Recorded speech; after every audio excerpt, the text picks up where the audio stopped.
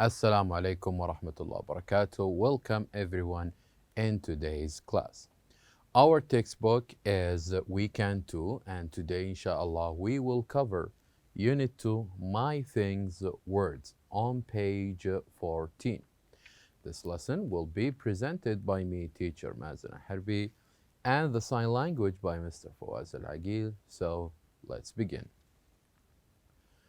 Last lesson, we did listen to an interesting chant, which is about, or which is called Things on My Desk chant, where we said that imagine that on your desk, whether in your classrooms or at home, on your desk, you will have different things around. So we can make a chant about these things. For example, at the desk on your home, you can say that your laptop, you can have your laptop, maybe a photo frame, your different books. So these are the things you may have on the desk or at your home. And also about the desk in your classroom, you may have different things like your lunchbox, your notebook, your textbooks, and among other things.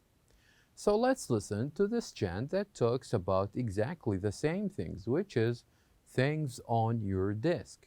Let's listen to this chant and try to read it again and say it with the teacher.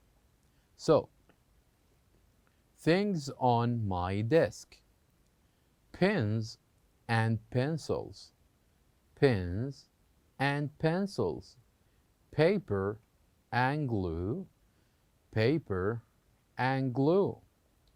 Now the second part: things on my desk: scissors and erasers, scissors and erasers, candy for you, candy for you. So here we have, or we said, 5 different things you may have on your desk. So we said pens, where you can write or you do your homework. We said pencils, where you can draw pictures or different drawings. And also paper, where you can use to draw. And also glue, where you can stick these papers together. And after this, we said scissors, where you can use scissors to cut paper and make different shapes. And also erasers, where you can use them to erase things that you did right. So 5 things. You can add also to these 5 things, like books, notebooks, and so on. And after you do all of this, why not having a candy on your desk? Candy for you. And after this, we did, in sounds and letters, we did listen to 4 different words that 2 of them starts with S and M, and 2 of them starts with S and L. We listened to these words, and after we listened, we did match them with the pictures. So let's try it now. Let's listen to these words so we can match them with the pictures. So the first word we have is smile, smile. The second word, snail, snail. And the third one, small, small. And the fourth one is snack, snack. Very well.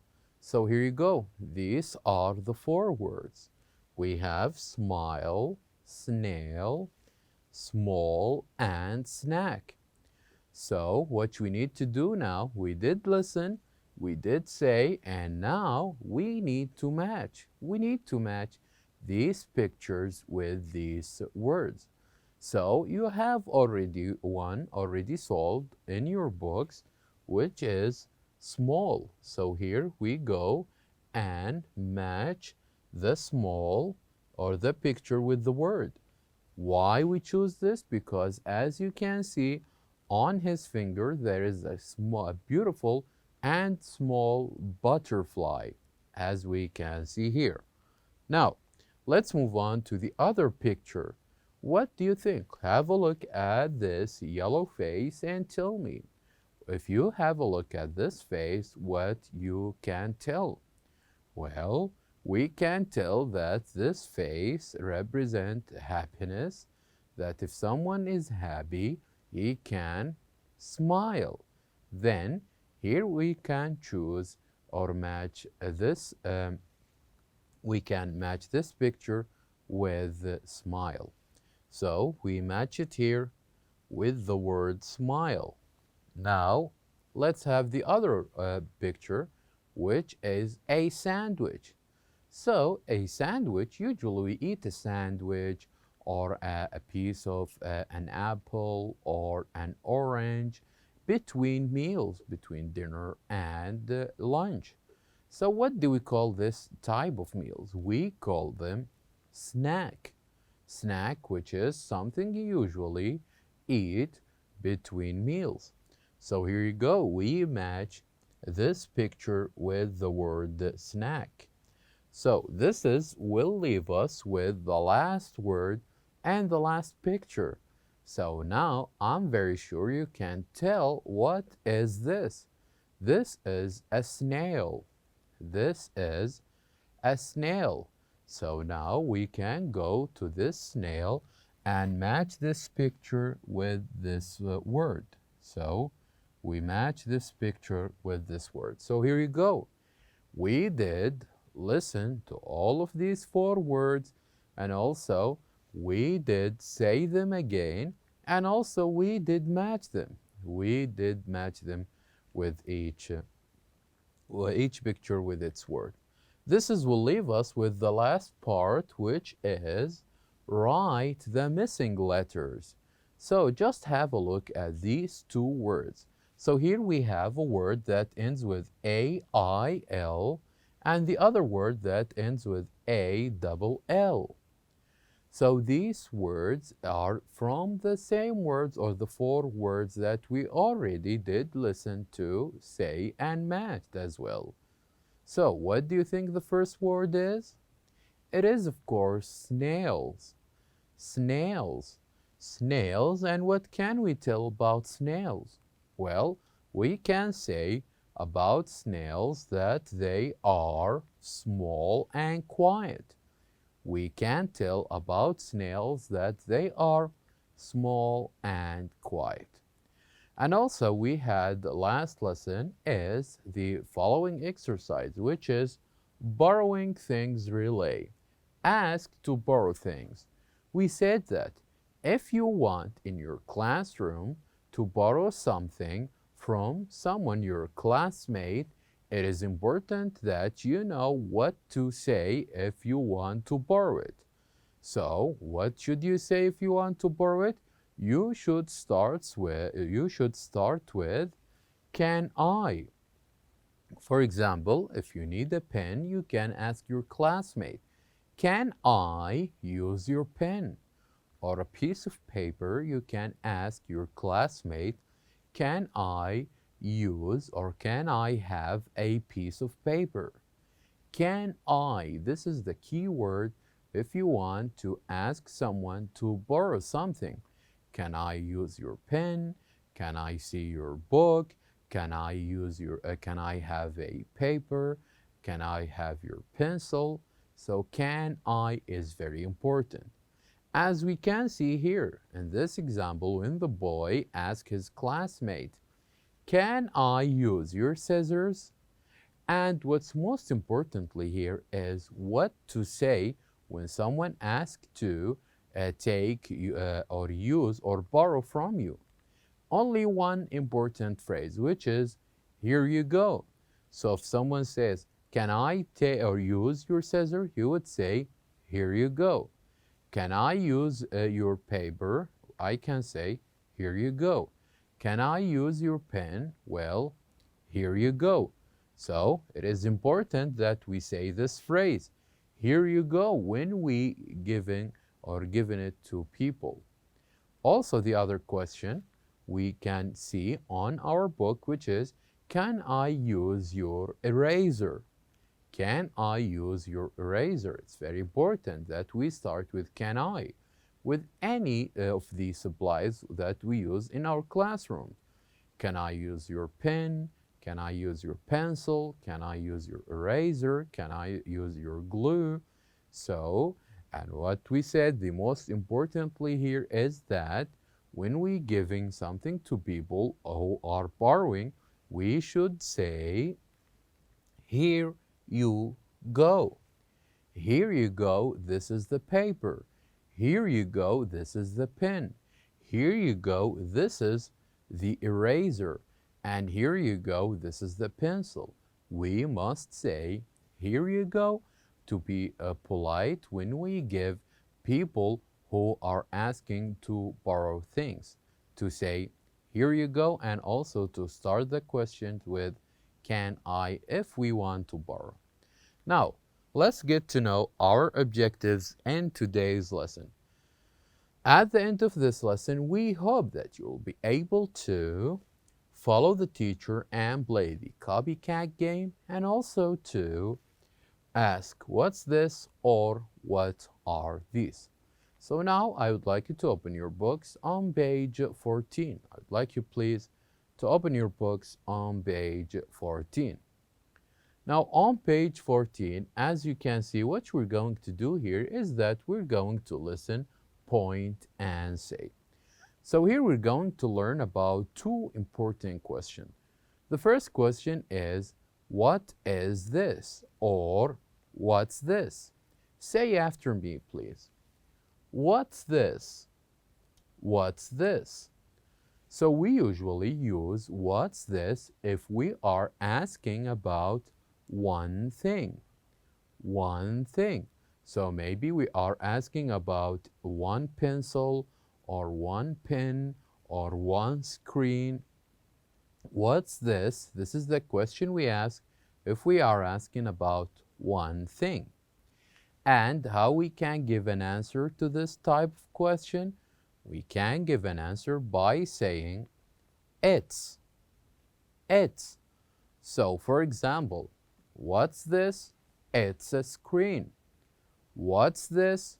It's a pointer. So what's this is a question where we ask about only one thing, and we start our answer with it's. The other question that I would like to tell you, which is, what are these? So say after me. What are these? What are these? So, what are these is when we ask not about one thing, but more. So for example, when we ask about different books, what are these? Or when we point at different cars, what are these? So when we said, what are these? We mean that we're asking about more than one thing. And how we start our answers? We start our answer with this question with, they are. They are. For example, what are these? They are books. What are these? They are pencils. And what are these? They are screens. So we usually use or answer with they are when we answer these questions. What are these? Now let's take a couple of examples about them so we can practice more this question. So I'm going to say, and I would like you to listen and say after me. So, what's this? What's this? Here when we ask about one thing, and the one thing here we have is number one, it's a comic book. It's a comic book. Now let's try the other question. What are these? What are these? They are comic books. They are comic books. You see, with the first one, when we talk about one thing, here we can use article like a comic book. But when we talk about more than one thing, like these, this time we don't use article here, we add s to the word. We said comic books. Now let's try number 3 and 4. So, what's this? It is an MP3 player. It is an MP3 player. So, what are these? They are MP3 players. They are MP3 players. One more example. So, what's this? It is a wallet. It is a wallet. And what are these? They are wallets. They are wallets. Now, the last example we have is this. What's this? What's this? It is a watch. It is a watch. And what are these? They are watches. They are watches. So, it is important that you ask these questions to practice them, whether in your class or at home. Point at one thing and say, what's this? And point about more than one thing and say, what are these? So now, the last thing we will have today is that practice the sentences, play the copycat game. So how we can learn these two questions no better than copying them. So for example, imagine that with your teacher or your classmate, someone would say this sentence, what's this? It's a wallet. And then you copy what the teacher said. So let's try it. So, what's this? It's a wallet. And now you would say, what's this? It's a wallet. And when I use the other question, what are these? They are wallets. You would say, what are these? They are wallets. So try to use different examples, but with the same question, and see how you would learn how to differentiate between what's this and what are these. So at the end, it's important that you follow the teacher and you try to play the copycat game. So now we have reached the end of our lesson. Thank you very much for watching, and I'll see you next time.